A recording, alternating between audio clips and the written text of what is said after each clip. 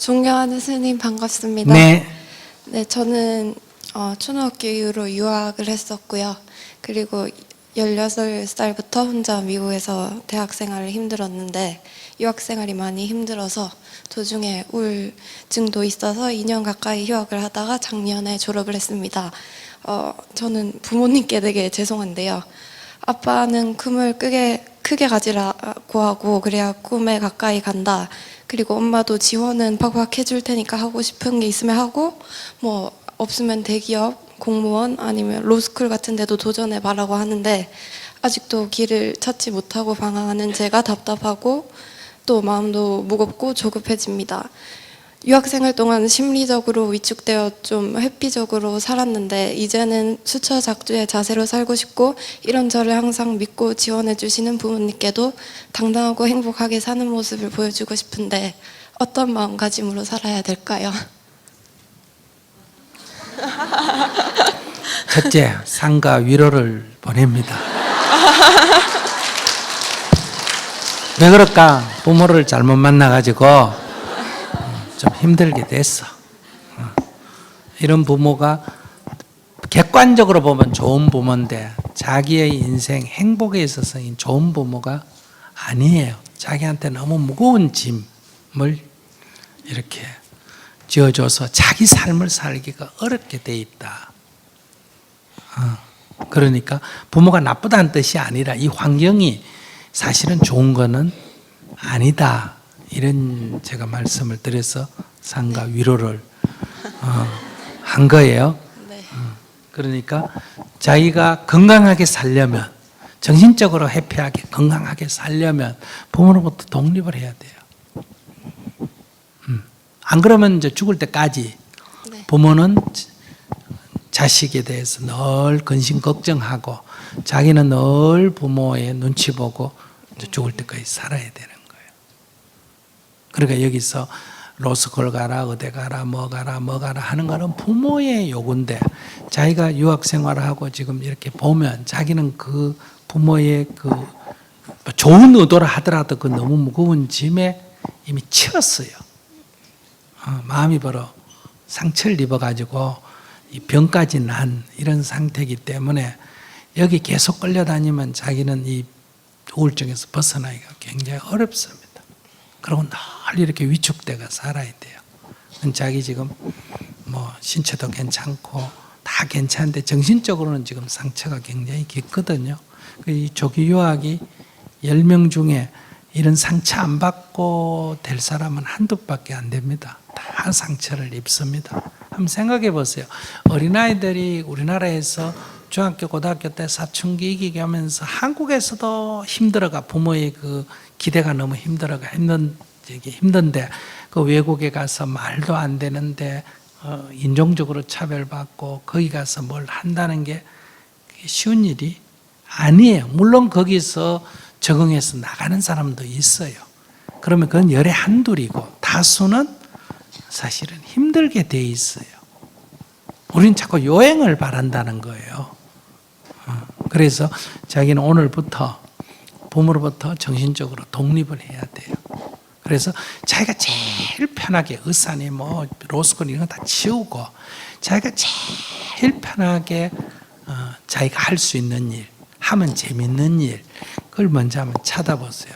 이렇게 자꾸 세상 눈 보지 말고 외국에 살아서 그 정도 알잖아. 어느 나라 유학했어요? 미국에서 했으면 미국 사람들이 이런 무슨 사회적 지위니 뭐 이런 거 눈치 보고 안 살잖아요. 다 자기 나름대로 가지고 살고 있잖아. 그죠? 자기도 그런 걸 배워야 되는 거예요. 유학에 가서 뭐 공부 배우는 게 핵심이 아니라.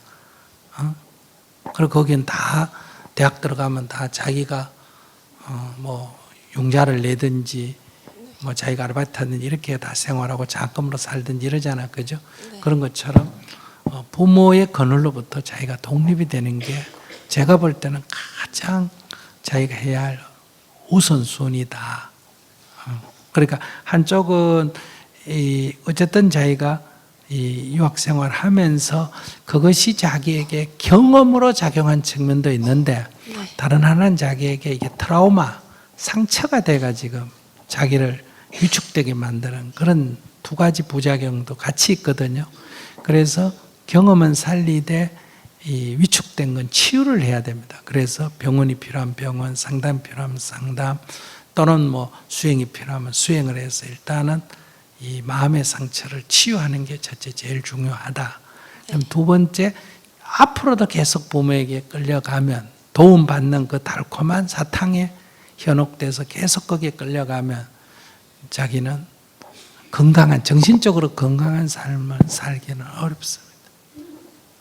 또 집이 부모유하니까 뭐 안 되면 결혼을 시켜가 또 좋은 남자 결혼시켜가 이래가 사회적 지위 있는 남자와 결혼시켜가 살면 자기 이제 굉장히 삶이 남 보기에는 좋은 삶이지만은 삶이 굉장히 우울해지는 이런 삶이 될 가능성이 있습니다. 그래서 결혼보다도 더 중요한 것은 자기 힘으로 남은 뭐든지 자기가 할 수 있는 일, 부모가 볼 때 괜찮은 직업을 선택하지 말고 내가 할 수 있는 일, 첫째 할 수 있는 일, 무리하지 말고, 두 번째는 내가 거기다 덧붙여서 좋아하는 일이면 더 좋아요. 그런 일을 해야 된다. 그래서 부모로부터 정신적으로 물질적으로 독립을 하는 게 필요하다. 그래서 자기가 건강해진 뒤에 어떤 일을 할 때 부모가 돕는 거는 도움이 있으면 좋죠. 그런데 거기에 계속 의지하는 것은 우리가 좀 즐거우려고 마약에 의지하는 거와 거의 같다. 갈수록 자기 인생에 더 힘든 과정을 겪게 될 거다. 관점을 그렇게 가지시고 좀. 네. 부모님께 독립하려면 어떻게 해야 될까요? 우선 자기가 부모는 지금 이런저런 자꾸 직업을 구하라는데 자기 힘으로 지금 부모가 원하는 그 직업을 갖기에는 자기가 심리적으로 너무 부담이 돼요. 그걸 하려면 또 무거운 짐을 지고 이렇게 해야 된다. 예를 든다면 내가 대학을 졸업했다. 만약에 뭐 연세대를 졸업했다. 네. 그런데 이 성적 갖고는 삼성에 들어가기 어렵다. 이 실력 갖고. 그런데 요행이 삼성에 들어갔다. 그러면 이 사람 행복하겠느냐? 합격된 날만 행복합니다. 그럼 그 안에 들어가면 직원들이 신입 직원 중에 자기가 실력이 제일 나은 축에 들어가요? 제일 못한 축에 들어가요? 제일 못한 축에 들어가니까 열등의식을 가져야 되고 회사로부터 언제 쫓겨날지 모른다는 그런 눈치를 봐야 되고 주어진 일이 늘 벅찬 거예요. 그러면 삶이 행복하지가 못해요. 그리고 거기 있다가 한 5년 있다 못 견뎌가 나왔다.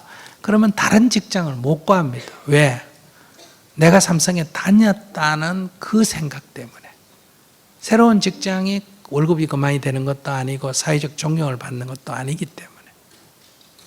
그런데 예를 들어서 내가 그 월급이 절반밖에 안 되는 중소기업에 들어갔다. 그러면 사회 사람들이 눈치를 볼 때는 야 이거 네가 대학 졸업해 거기 들어갔나 이런 소리 들을지 몰라도 또는 조그마한 회사에 들어갔을 때 그 회사 직원 중에는 자기가 실력이 제일 나아요. 그 월급 받고 일할 때 사장이 내 나갈까 봐 겁낼까? 내가 사장이 내 보낼까 봐 겁낼까? 사장이 내가 나가버릴까 봐 겁내는 거예요. 그러니까 종업원인데도 나는 당당하게 생활할 수가 있는 거예요. 또 설령 나갈 일이 생겨도 나가는 게 아무런 부담이 안 돼요. 어디를 가도 이보다는 더 좋은 직장을 금방 구할 수가 있기 때문에 이게 인생을 늘 아까 자기가 주인이 돼서 갑이 돼서 살 수 있는 길이라는 거예요. 근데 그 첫 단추를 400만 원짜리로 출발하냐 200만 원짜리로 출발하느냐 하는 이 첫 발 잘못 디디고면 영원히 을로 살아야 되고 한쪽은 영원히 갑으로 살 수가 있는 거예요. 그러니까 서울에 와서 자꾸 이렇게 근데 이게 이제 안 되는 게 남의 눈치 특히 부모 때문에 안 되는 네가 어릴 때 중학교부터 유학시켜가 이렇게 공부시키니 네가 이런 직업까지 해야 됐냐 부모의 네, 며칠 전에 아빠가 실제로 그렇게 말씀하셨어요. 그래. 그게 이제 굉장히 어려워요. 그래서 20살이 넘으면 20살 이전에는 이 세상에서 나에게 최고의 은혜를 베푼 사람이 누구? 부모고 20살 넘으면 이 세상에 최고의 내 인생의 적이 누구다? 부모다. 이렇게 생각해야 돼요. 이 진짜예요. 부처님이 출가할 때 부모가 말렸을까? 부모가 격려했을까? 그럼 부모 말 들었으면 부처가 됐나 못 됐나? 못 됐지. 그러니까 부모가 최고의 인생의 적이에요. 20살이 넘으면. 이 부모 때문에 다 사람들이 이 심리적인 억압을 받고 길을 못 펴고 사는 거예요. 부모의 기대 때문에. 어릴 때는 부모가 최고로 돌봐주는 사람이에요. 근데 20살이 넘어서 그 굴레에서 못 벗어나면 자기 인생이 없어지는 거예요. 부모의 노예로 사는 거예요. 그래서 그 관점을 딱 가져야 돼요. 그 달콤한 지원이 자기를 한 사람으로서 독립해 살아가는데 가장 큰 장애다. 마약 같은 거다. 이런 얘기예요. 그러니까 부모를 미워하거나 원망하라는 게 아니라 그동안에 돌봐줬기 때문에 공손하게 대하고 예의 바르게 하지만은 더 이상 의지하지 말아야 된다. 그럼 자기가 빠른 시간에 자기가 생활할 수 있는 그런 간단한 직업을 가지고 자립하고 부모님이 도와주면 부모님 그동안에 저 때문에 얼마나 힘이 드셨습니까? 그러니 제가 자립해서 살겠습니다. 제가 꼭 필요하면 도움을 요청하겠습니다. 이런 식으로 관점을 딱 가져야 돼요. 사이를 나쁘게 할 필요는 없잖아. 그죠? 네. 우리가 미국 같은 나라에 보면 세계에서 두 번째 부자인 버핏이라는 사람 봤었죠. 그죠? 세계에서 제일 두 번째 부자인데 그 집 장자는 농사 짓는다잖아요. 부모 그 유산도 일체 원하지 않고 나를 공부시켜 준 것만 해도 고맙고 그래서 그 회사를 넘겨주는 것도 자식이 아니고 그 자기 회사 직원 중에 제일 괜찮은 사람을 둘이 선정해가 하나는 인도계고 나라도 안 따지고 그래서 경영을 잘할 사람에게 넘겨주죠. 물론 이제 나중에 주식은 줄 수 있겠죠. 그래 이게 이제 경영과 이 주주의 분리라고 말할 수 있거든요. 근데 우리나라 사람은 무조건 아들이라는 한 가지 이유로 회사를 경영하잖아요.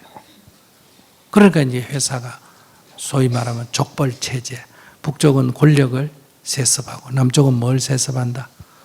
재력을 세습하고. 그러니까 누구를 욕하기가 어려운 거예요. 그러니까 이런 거를 민주화된 사회에서는 이게 좀 벗어나야 되거든요. 그래서 내가 볼 때는 더 이상 거기에 의지하면 자기 인생은 자꾸 없어집니다. 지금 이제 20대요? 네, 24살이요. 근데 이게 이제 30대까지 이렇게 의지하면 이제 더 자립하기가 어려워진다.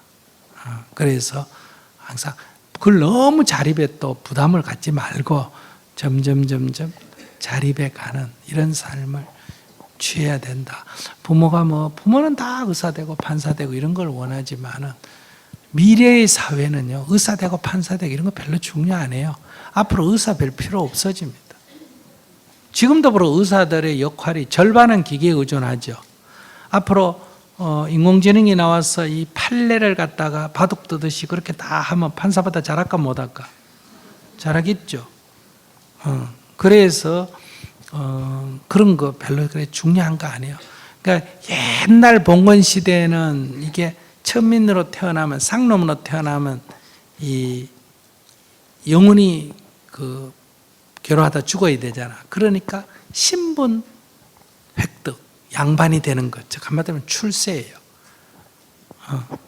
근데 이제 자본주의 사회 오면서 뭐다? 돈.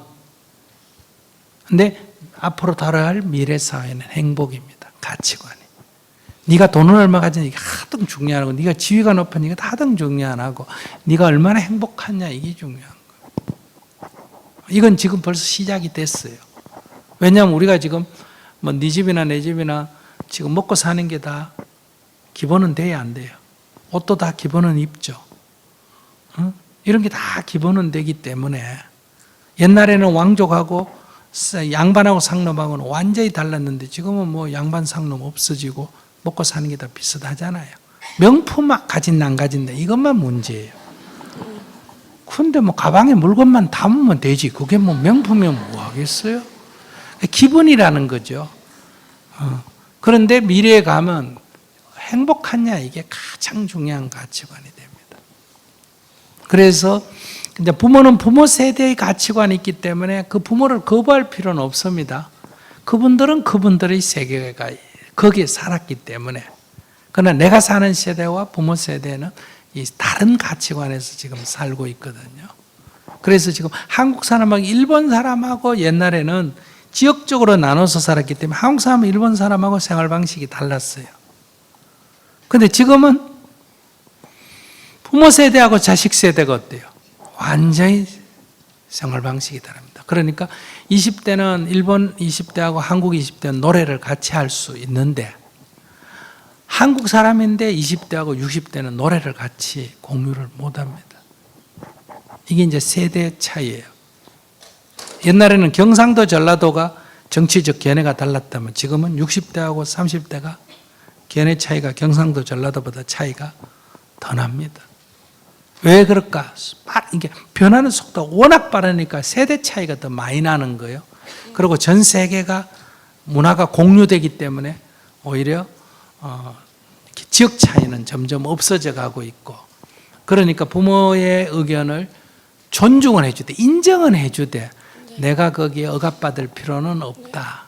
부모님이 근데 강요하시는 건 아니고 제가 원하는 것도 있으면 밀어주겠다고 하셔서 예. 네, 근데 가능하면 당분간 자기가 밀어주는 걸 조금 뒤로 미루고 독립부터 먼저 하는 게 내 의견은 그래.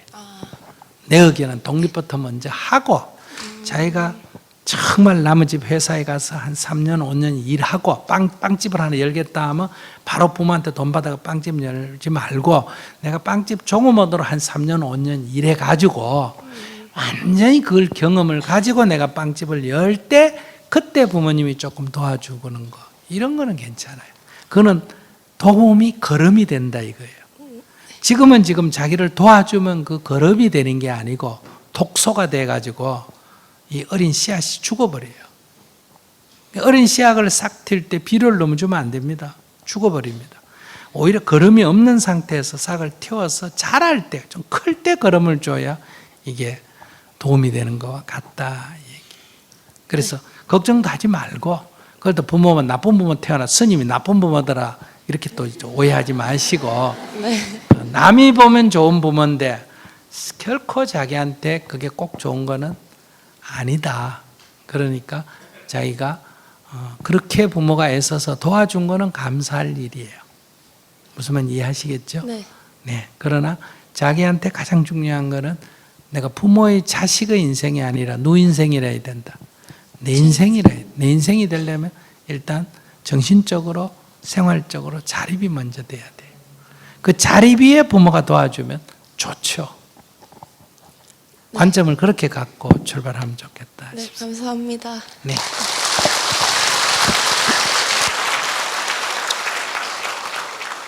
저는 전생에 많은 복을 지었습니다. 그래서 이 생에 시골에 가난한 집에 태어났어요. 복을 엄청나게 지었기 때문에. 그래서 제가 조기 교육을 받을 수 있었습니다. 어릴 때부터 호미질하고 낫질하고 텁질하고 아시겠습니까? 이런 걸 다 배웠기 때문에 이건 거의 최고 수준으로 배운 거예요. 그러니까 이러니까 삶이 어때요? 어디를 가도 살 수 있어요. 무슨 일을 해도 할 수 있고 전 세계 어디를 가도 살 수 있어요. 그리고 제가 고 활동을 하니까 인도네시아를 갔다, 스리랑카를 갔다, 인도를 갔다. 말은 안 통하죠. 그래도 그 마을에 가서 사람들하고 조금 통역을 통해서 조금만 얘기하면 그 마을 상황을 금방 저는 파악합니다. 생활 수준이 옛날에 내 어릴 때만한 동네거든요. 그래서 경작지가 얼마요? 뭐 1헥타르다. 3,000평. 그럼 15마디기 땅을 갖고 있구나. 애는 몇이요? 4명이다. 나이는 몇이요? 뭐 37이다. 만이다. 그러면 이 집 제일 고민이 뭘까? 하나 정도 중학교 보내고 나머지 애는 학교 못 보냈구나. 뭐 이런 거 금방 알 수 있어요. 내가 이제 그래서 몇 가지 얘기하면 존경의 눈초리를 봐요. 이건 내가 조기 교육을 받았기 때문에 이런 걸 딱 알 수 있지. 이게 대학의 사회사업과 졸업해가 알 수 있어요, 없어요? 없어. 전혀 없어. 나를 통역하는 그 나라 대학생 젊은이도 이런 사정을 몰라요. 그러니까 교육이란 건 학교에서 배운 것만 교육이 아니에요.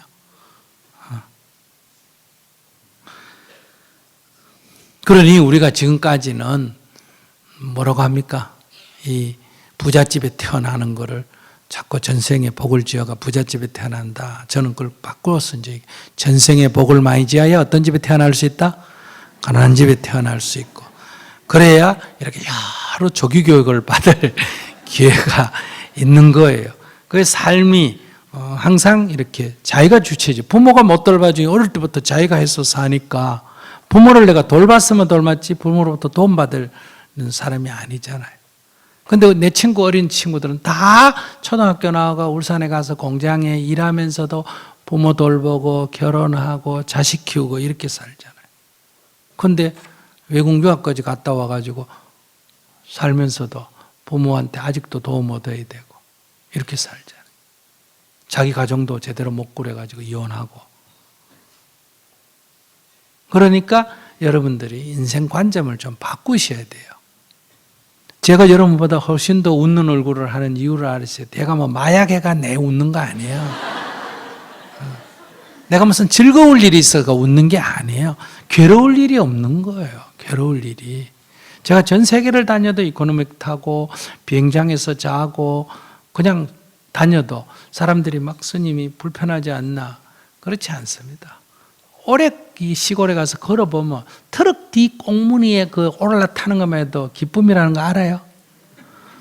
트럭 타고 다녀도 기쁜데 무슨 그 봉고 뒤에 타는 게 뭐가 불편하겠으며 비포장도로에 털털거리도 몇 시간 타고 다니는데 한국같이 도로 좋은 데 타고 다니는 게 뭐가 문제며 공항이라는 게 얼마나 좋은 집인지 알아요? 여러분들 집보다 더 좋아요. 더운 물 나오지 찬물 나오지 수세식 화장실이지. 그런데 뭐 거기에 공항에 하룻밤 자는 거 그게 뭐 큰 문제예요. 근데 이게 어릴 때부터 이렇게 자란 사람은 그런 거 아무 문제도 안 되는데 어릴 때부터 이렇게 자라지 않는 사람은 이게 다 괴로움의 원인이 된다는 거. 그러니까 내가 복을 많이 지었어요, 안 지었어요? 많이 지었지. 그래서 삶이 어떤 환경에 처하든 자기가 거기에 능히 주인으로서 살 수 있는 것. 이거 불교 용어로 수처작주라 그래요.